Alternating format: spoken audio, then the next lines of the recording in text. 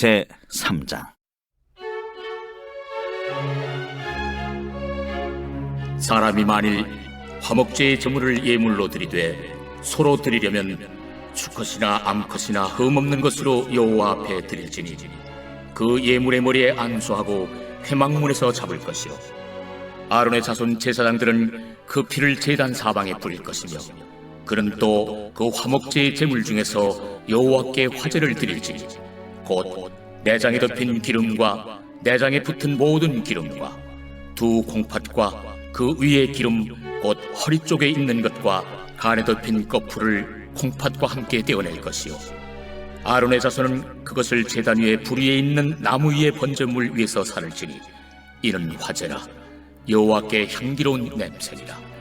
만일 여호와께 예물로 드리는 화목제의 제물이 양이면 수컷이나 암컷이나 흠없는 것으로 드릴지며 만일 그의 예물로 드리는 것이 어린 양이면 그것을 여호와 앞으로 끌어다가 그 예물의 머리에 안수하고 회막 앞에서 잡을 것이요 아론의 자손은 그 피를 제단 사방에 뿌릴 것이며 그는 그 화목제의 제물 중에서 여호와께 화제를 드릴지니 그 기름 곧 미골에서 밴 기름진 꼬리와 내장에 덮인 기름과 내장에 붙은 모든 기름과 두 콩팥과 그 위의 기름 곧 허리 쪽에 있는 것과 간에 덮인 거풀을 콩팥과 함께 떼어낼 것이요 제사장은 그것을 제단 위에서 불사를 지니 이는 화제로 여호와께 드리는 음식이니라.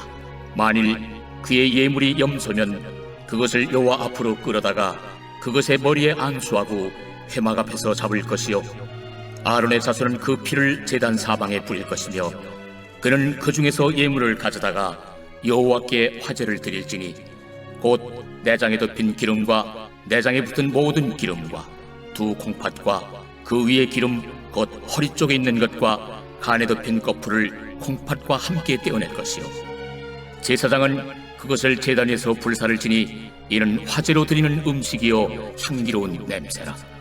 모든 기름은 여호와의 것이니라. 너희는 기름과 피를 먹지 말라. 이는 너희의 모든 초소에서 너희 대대로 지킬 영원한 규례니라. 오늘 말씀 가운데 제 마음에 와닿은 구절은 1절 말씀입니다. 1절 말씀 다시 한번 읽겠습니다. 사람이 만일 화목제의 제물을 예물로 드리되 소로 드리려면 수컷이나 암컷이나 흠없는 것으로 여호와 앞에 드릴지니. 오늘 본문 말씀은요, 화목제에 대한 말씀입니다.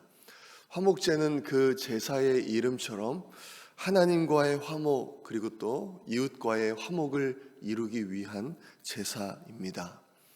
화목제는 이전에 나왔던 번제나 소제와 차이점이 있습니다. 번제와 소제가 매일 아침 또 저녁으로 하나님 앞에 정기적으로 의무적으로 드려야 하는 제사였다면 이 화목제는 이제 정기적으로 드리는 제사가 아니었습니다. 언제 화목제를 드리는가에 대해서 레위기 7장에 더 자세하게 나와 있는데요. 세 가지로 분류가 됩니다. 감사제, 서원제, 자원제입니다. 화목제 안에 감사제, 서원제, 자원제로 이렇게 나눠지는데요. 언제 감사제를 드리는가 하면 이제 병에서 고침을 받았을 때나 아니면 어려운 일이 있었는데 그 일에서 이제 해결이 되었을 때 하나님께 감사하는 마음으로 드릴 때 그것이 바로 감사제였고, 또 서원제는 어려운 상황을 만났을 때 이제 하나님께 서원을 하는 것이죠. 그런데 그 이제 서원이 해결이 되었을 때 하나님께 그 서원이 서원제로 또 드렸습니다. 그리고 또 마지막 자원제는 하나님의 은혜에 감사하는 마음이 생겨서 자발적으로 또 자원하는 심령으로 드리는 이제 제사가 자원제였습니다. 이 화목제가 번제나 소제와 또 다른 차이점이 있죠. 그것은 이제 번제는 이제 그 짐승 제물의 모든 것을 하나님께 태워서 올려드렸고, 또 소제는 이제 일부분은 태우고 올려드리고 또 일부분은 제사장에게 돌린 반면에 화목제는 이제 제물의 일부분은 하나님께 올려드립니다. 그 올려드리는 부분이 오늘 본문 3절 4절에 나온 것처럼 내장에 있는 기름과 두 콩팥과 간 커플입니다. 이것을 이제 불로 살라서 하나님께 올려드렸죠. 번제에서 모든 제물을 다 하나님께 올려드린 것과 반면에 이 화목제는 아주 작은 부분만 하나님께 올려드립니다. 그리고 또 제사장에게 드리는 부분도 그렇게 많지가 않았습니다. 가슴과 오른쪽 뒷다리를 제사장에게는 드렸죠. 그리고 이제 남은 부분 전부는 이제 그 제사를 드리는 사람에게 다시 돌려주었습니다. 그러면 이제 그것을 가지고 제사를 드리는 사람이 어떻게 할 수 있는가 하면 그것을 받아가지고요 먹을 수 있었습니다. 그 고기를. 그런데 그 고기를 먹을 수 있는 기한이 정해져 있었죠. 그 화목제 안에서 세 가지로 나눠진다고 말씀을 드렸는데, 감사제일 경우에는 그 고기를 당일에 다 먹어야만 했습니다. 그리고 서원제나 자원제일 경우에는 다음 날까지도 먹을 수 있었는데, 만약 그것을 이제 감사제인 경우에 당일에 다 못 먹고 또 서원제나 자원제일 경우에 그 다음 날까지도 못 먹는 경우가 생기면 그 남은 고기는 꼭 불로 태워야만 했습니다. 만약에 이것이 이루어지지 않을 경우에 그 고기를 당일이나 다음 날까지 다 먹지 못했거나 아니면 그것을 또 다음 날까지 먹으려고 하거나 불로 태우지 않거나 할 경우에는 이것이 오히려 도리어 가증한 것이 된다라고 이제 말씀을 합니다. 그러니까 화목제는 이제 그 제사를 하나님께 번제로 드리는 것으로만 끝나는 것이 아니라 그 고기를 받아서 그 고기를 꼭 당일이나 다음 날까지 먹어야만 그것이 온전히 연납이 되는 그런 제사였습니다. 그런데 화목제를 드리는 고기의 종류가 소나 양이나 염소인데, 이것은요 어떤 사람이 하루나 그 다음 날까지 다 먹을 수 있는 정도의 양이 도저히 아니죠.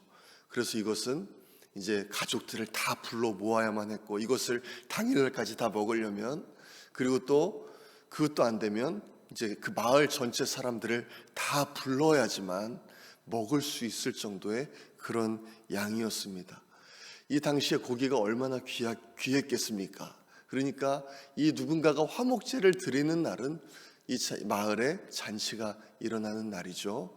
이 귀한 고기를 함께 나누면서 내가 이 제사를 왜 하나님께 드리는지 그 또 은혜도 함께 나누면서 그러는 날입니다. 그런데 이때 내가 이 고기를 함께 제사를 드렸으니 우리 이 화목제 제물을 함께 먹읍시다 하면서요, 누구는 부르고 누구는 안 부르고 할 수가 없는 겁니다. 양이 엄청나게 많기 때문에 한 명이라도 더 불러서 같이 이 제사가 연락될 수 있도록 좀 도와주십시오, 이렇게 해야 되기 때문에 가족 중에서 사이가 안 좋은 사람은 부르지 않고, 이웃들 중에서 사이가 안 좋은 사람은 부르지 않고 그럴 수가 없었습니다. 무조건 다 불러서 함께 그 고기를 먹으면서 또 그것을 핑계로 그동안 사이가 멀어진 사람에게 내가 화목제를 드렸으니 꼭 와서 함께 해주십시오 하면서 또 관계가 회복될 수 있는 아주 좋은 그런 기회로 하나님께서 만들어 주셨다는 것이죠. 그래서 오늘 본문을 보면 이 화목제의 제물에는요, 그동안 번제의 제물에는 소도 있었고 양도 있었고 염소도 있었고 비둘기도 있었는데, 가난한 사람들을 위해서. 그런데 이 화목제의 제물에는요 비둘기가 빠져 있는 것을 볼 수가 있습니다. 이 비둘기는 너무나 작기 때문에 나눠 먹을 수 있는 고기가 이제 적은 것이죠. 신약 시대에는 화목제가 없습니다. 그렇지만 비슷한 제도가 있습니다. 그것은 바로 성찬식이죠. 예수님께서는 우리와 하나님과의 그 깨어진 관계를 회복시키시기 위해서 화목제물이 되셨습니다. 그래서 우리와 하나님과의 그 관계를 회복시키셨죠. 그러면서 어떻게 말씀하셨는가 하면 떡과 포도주를 나누시면서 당신의 피와 또 살을 기념하라 라고 이제 명하셨죠. 성찬식을 행하라 그렇게 명하셨습니다. 그래서 우리는 그 제물의 고기를 먹는 대신에 성찬식의 빵과 또 포도주를 먹으면서 예수님께서 우리에게 행하신 그 구원의 은혜를 기억하고 또 그 기쁨을 함께 나누는 그런 것이죠. 하나님께서 제사 중에 이 특별히 화목제를 이렇게 제정을 하신 것은 하나님과의 관계에 그 깨어진 관계가 있다면 그것이 다시 회복되는 화목이 정말 중요하고, 또한 하나님과의 화목은 거기서만 그치는 것이 아니라 반드시 이웃과의 화목으로 이어져야만 한다라는 것을 우리에게 보여주는 것이죠.